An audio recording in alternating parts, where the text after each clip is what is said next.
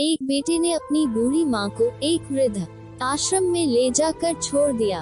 उस माँ का ये वही इकलौता बेटा था जिसको पाल पोस कर बड़ा करने में उस माँ ने अपना खून पसीना एक कर दिया, जिस पर वो जान निछावर करती थी।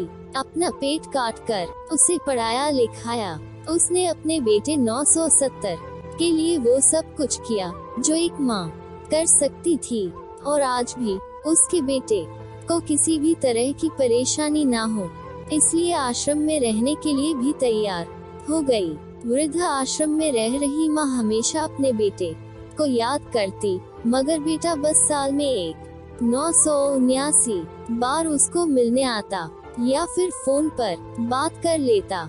इसी तरह कई साल बीत गए। वृद्ध आश्रम से बेटे को एक दिन फोन आया। उन्होंने कहा, बेटा जल्दी से आश्रम आके अपनी माँ से मिल लो, वो बहुत सीरियस हैं। जब बेटा अपनी बीमार माँ के पास पहुँचा, तब वो अपनी आखिरी सांसें गिन रही थी।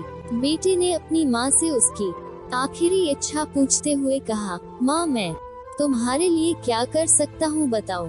माँ ने कहा, बेटा इस आश्रम में गर्मी और मच्छर बहुत ज्यादा हैं। यहाँ पर कुछ पंखे लगवा देना, और फ्रिज ना होने की वजह से यहाँ पर हम बूढ़ों को कई बार भूखे पेट ही सोना पड़ता है, क्योंकि किसी का दिया हुआ खाना हम खराब होने से नहीं बचा पाते।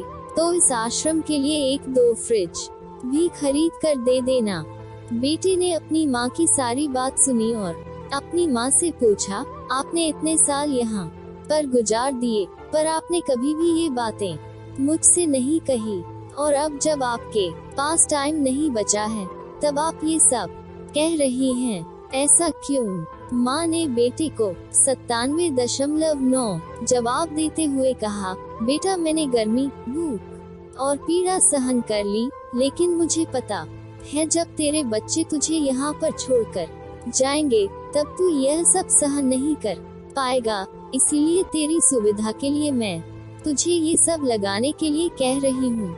याद रहे, जो जैसा सुलूक अपने माता पिता के साथ करता है, एक दिन उसके बच्चे भी के साथ करता है। एक दिन उसके बच्चे भी बड़े होकर वैसा ही सुलूक उसके साथ करते हैं। जो अपने माता पिता के बुढ़ापे को देखकर अपना बुढ़ापा याद कर ले, तो वो कभी भी अपने माता पिता को तकलीफ नहीं देगा।